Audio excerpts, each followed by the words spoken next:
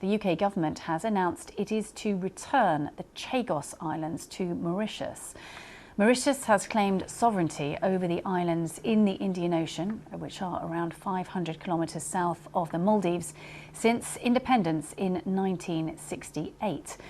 The UK evicted its population of more than 1,000 people to make way for a US military base. The dispute continued at the United Nations and in international courts for many years. Well, with me is our correspondent, Andrew Harding, one of the few people who've been to the Chagos Islands. This is a long-running story.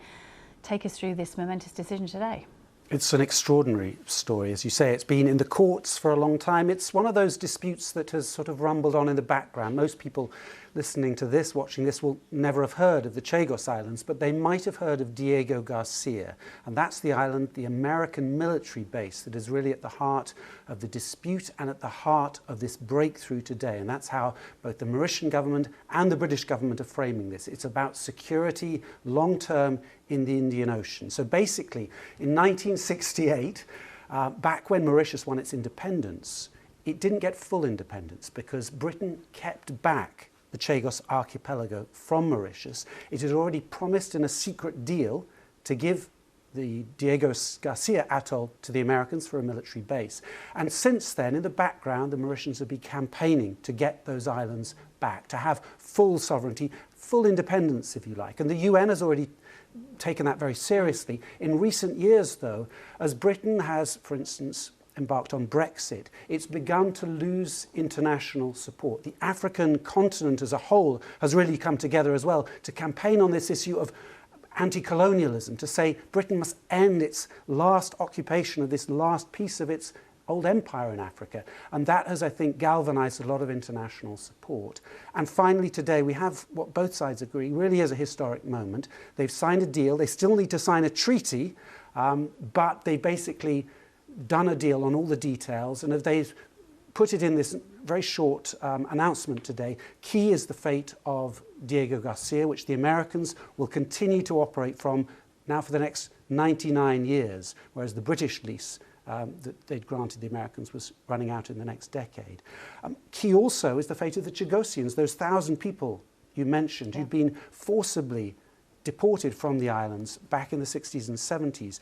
They will also now have the right to return there for the first time, and the Mauritian government will look into that and the viability of them living there.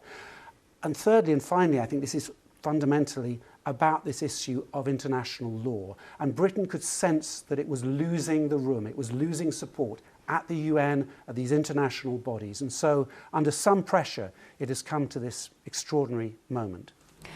So essentially, this comes on the back of years of increasing international pressure, notably this ruling by the ICJ. And it just got to the point, did it, where it became untenable that Britain held sovereignty over these islands? Exactly. The ICJ ruled unanimously that Britain was not in charge, had never been lawfully the owner, the sovereign of these islands, and was putting more pressure on the British government. Now, for years, Britain has said, actually, you've got your history wrong, Mauritius. You never had the right to these islands. History shows this has been in continual British occupation since the 19th century. But Mauritius has always disputed that. And in recent years, the British government, successive British governments, have started to acknowledge that, saying, look, once these islands are no longer needed for security purposes, in other words, once the Americans don't need that base anymore, we will hand them over to Mauritius. In a sense, they'd already acknowledged that Mauritius had a claim, and now they have honoured that agreement, if you like. You've been there. What is there on these islands? They're stunning. These are tropical atolls, the sort of thing that you read about in almost like a fairy tale. Beautiful, marine protected zone.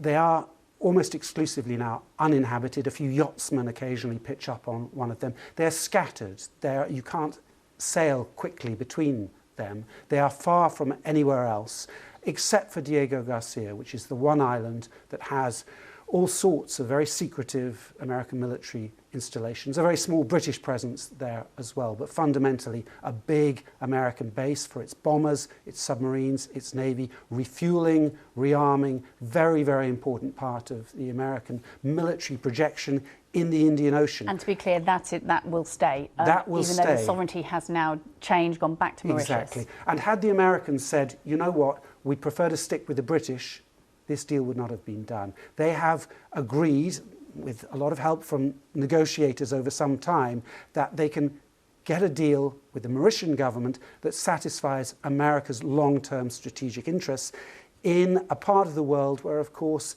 China, India, there's a lot of competition and potentially in the future a lot of contestation. You mentioned the people, the 1,000 people who were essentially evicted from there. Would we now expect those people to move back? Are these uninhabited islands now likely to become inhabited? Possibly, but they will be very hard to support there. It's a long way from anywhere. It would be a huge investment by the Mauritian government to turn these remote islands into habitable places, certainly beyond Diego Garcia. So I think there's a lot of work to be done there, and there's a lot of difference of opinion between the Chagosians and the people who have come now to live in Britain or Mauritius or the Seychelles. They have different attitudes towards what they believe should be the future of these islands.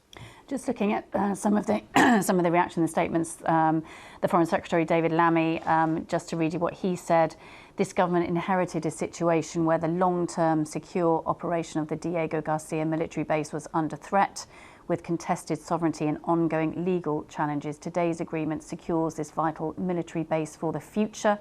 It will strengthen our role in safeguarding global security, shut down any possibility of the Indian Ocean being used as a dangerous illegal migration route to the UK, as well as guaranteeing our long-term relationship with Mauritius, a close Commonwealth partner. That statement just shows the level of complexity and why these small uninhabited islands, thousands of miles away, have been so important. Complexity, but the focus there on the security. But really, yes, this is one of these what look like, on the face of it, tiny disputes between two friendly countries, Britain and Mauritius.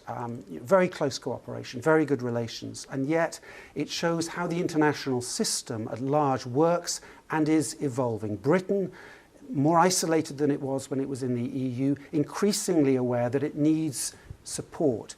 When it comes to Ukraine, it needs supports from African countries in a much more multipolar world. The old Cold War rules where you divide up the world and the big powers basically look the other way, that era is ending and Britain is finding itself more isolated and being forced to cut this kind of deal in order to protect its interests, its credibility, in particular at big institutions where Britain finds itself, for instance, on the ICJ, with no longer a serving judge there. Andrew Harding, fascinating. Thank you so much. Just want to bring you the news. So the Prime Minister has apparently spoken to the Prime Minister of the Republic of Mauritius this morning. This is a statement that's come out from Downing Street just in the last few minutes. The Prime Minister reiterated the importance of reaching this deal to protect the continued operation of the UK-US military base on Diego Garcia and underscored his steadfast duty to national and global security, which underpinned the political agreement today. Just a reminder there that the UK government has announced that it is to return the Chagos Islands to Mauritius.